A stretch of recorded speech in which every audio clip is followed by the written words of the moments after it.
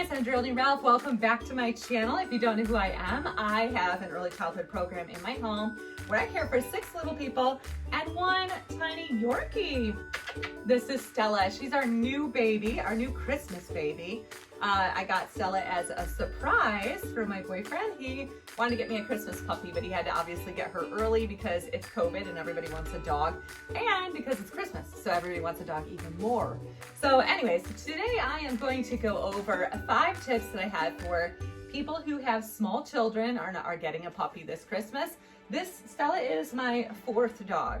So the first dog that I had was a Yorkie poo, and I knew nothing about dog training. I just went out and got the dog, and I said, oh, whatever, I'll throw the dog in with the kids and everything's gonna be great. If the dog grows up around children, of course he's gonna be fine. That was not true. There's no basis in reality for that. Within a year, I had to rehome the dog, unfortunately, because the dog was so nervous around children. He started getting nippy. I didn't know what to do with him. And yeah, so it wasn't fair to the dog. I was always stressed out. The kids were stressed out. The dog was stressed out. Everything was really stressful. And so I felt terrible. I thought I was just like the worst dog owner. But really, I just didn't have good information, and I didn't know like what was appropriate, what I should be doing, and to make sure that my dog and my children had a lot of success in getting along together. So then my ex-husband wanted to get another dog, so we ended up getting the other dog, and I said, that's fine, we're getting the dog, but we are hiring a trainer. So I ended up hiring a trainer to come into my home and train me, because at this time I had the daycare, so I had 6 full kids plus my own 2, so 8 children and a puppy. And I was like, I'm not doing this by myself. So I ended up getting a trainer to come in and help me train with the dog. So I ended up spending $1,500 on the trainer. For myself, it was 100% worth it. It was the most valuable thing that I could have done. I mean, now we have YouTube, so back then we didn't have YouTube, and I just didn't know what to do. So it was super, super helpful for me. But so anyway, so I ended up spending $1,500 on that trainer. That trainer really helped me train my other dog after that. I was able to train my dog off leash. It was really a great opportunity for me to be able to learn how to work with my dog properly. So I'm gonna share all of what the 5 tips, the 5 most important things that I think that any pet owner who has small children, especially multiple small children, should know.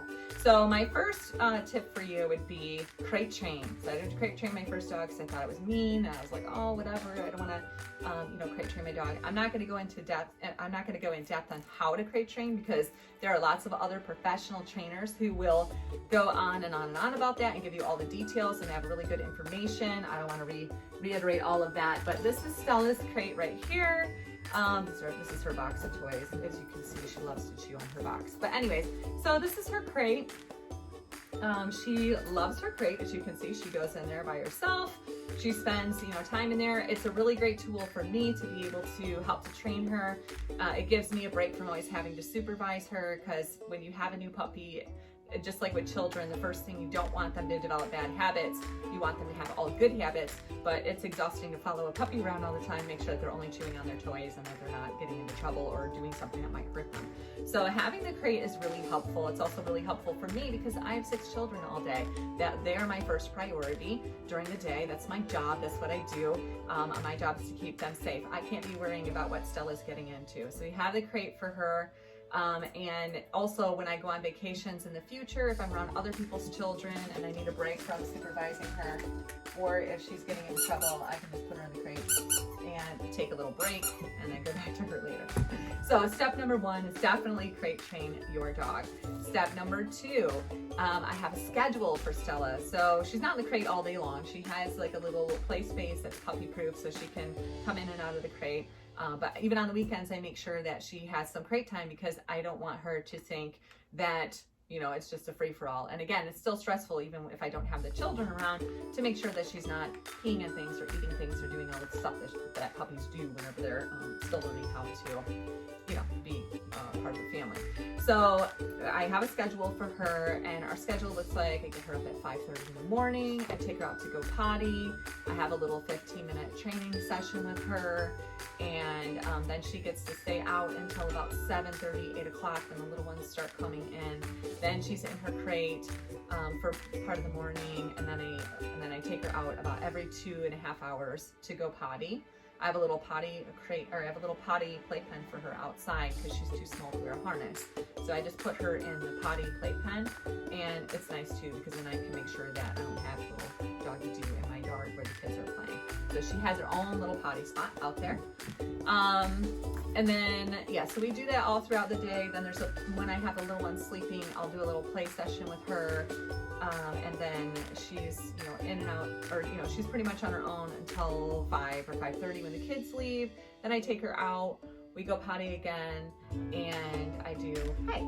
And then I do a play session with her right away because, she's been in the crate, or she's been in her, she's been kind of by herself for most of the day, so she really wants to interact with me.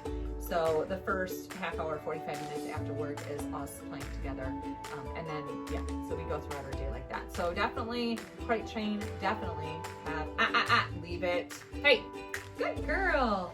Definitely have a training, or definitely have a schedule for her. Sit. There you go, good girl. Step number 3 is hand feeding your puppy kibble. When I got my first Yorkie, that Yorkie was already trained to eat kibble. I didn't realize, I was like, well, I'm not going to be spending every morning feeding a dog. You don't have to do this for the whole rest of your life, but part of our morning routine is to have a 15-minute training session. During that 15-minute training session, I'm teaching her to follow a lure so that she gets all the basic commands down and that she sees me as the most amazing mama who will, come on, let's go. Let's go. She already had her training session today, so she's not really interested in following a lure. So I'm going to try her new kibble. Here, come on, let's go. Good girl, let's go. Follow. Good girl, sit. Good girl. I'm going to show you a couple of the tricks that I work on with her during training. High five. Yes, good girl. And so I teach her high five. I'm teaching her down, down, down. Good girl, good down. I'm also teaching her how to ring a bell because my last Yorkie would go to the door and let me know that she needed to go potty, but if nobody heard her. Good girl, ring the bell. Try that one more time. Ring the bell. Good girl, yes. Yes. So I'm teaching her how to ring a bell. I'm teaching her how to follow a treat. I'm teaching her how to spin. Spin. Good spin, yes. Because later on down the road, I want her to be doing tricks for the kids. I have a photography business and I also work with the children, and I just think it's great for kids to be able to see the dog doing tricks and be able to interact with her. So I'm going to be teaching the kids how to do some of these tricks with her later on down the road. So definitely have a training session, and it doesn't have to be super elaborate. With my last Yorkie that I had, so I had the 6 daycare kids, I had my own 2 kids, and then I had 2 dogs. So there was a lot going on in my life. Plus, I had, my social life. We weren't trapped in the house with COVID. So I had all this stuff going on. With my last Yorkie, I was like, as long as she knows to go outside to the bathroom and she likes people, I'm good. We don't have to know all of these amazing, leave it. And also she knew like the basic commands, leave it. Good girl. So with my last Yorkie, I was like, as long as the dog just knows how to, be a good dog, go to the bathroom outside and not bite people, I'm happy. Leave it. Good girl. So yeah, but with this Yorkie, I want her to do a lot of tricks. I don't have all the extra, my kids are grown up and I don't have any extra pets. It's just me and her. So I really want her to know a lot of different tricks. So that's why I'm teaching her extra tricks. But anyways, you only have to, if you work with your pet for 15 minutes every morning, that's what I learned with my last dog. 15 minutes every morning is going, leave it, going to make a big difference in, the behavior and your happiness level with your dog. And 4, I would say, definitely learn or teach your dog fetch. Fetch is huge. Get over here. Come on. Stella. Fetch is huge. And the reason why I love to teach my dogs fetch is because they have a lot of energy at the end of the day. And after I've been running after 6 kids all day long, I don't have a ton of energy. So I teach my dogs how to play fetch. Here, Stella. Let's see if she'll do it. Yeah, there you go. Good girl. Go get it. Go get it. Yeah. So the way that I teach, she's like, no, I'm not going to perform for you. She says, I'm not a circus monkey. Go get it.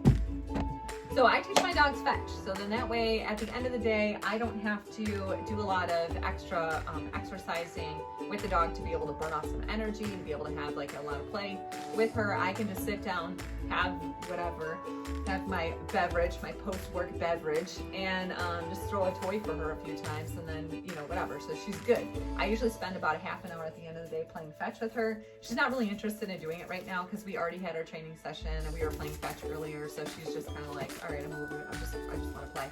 But yeah, so teaching her fetch, and I'll create a video later on about how to teach your dog fetch, because there's definitely some ways to work with your puppy that are going to be a lot more successful. Because right now, again, she's in that puppy biting stage. So if I go to put my hand down there and I go to grab her toy away, she's going to bite at me. But anyways, just because she's a baby, and that's what she's doing.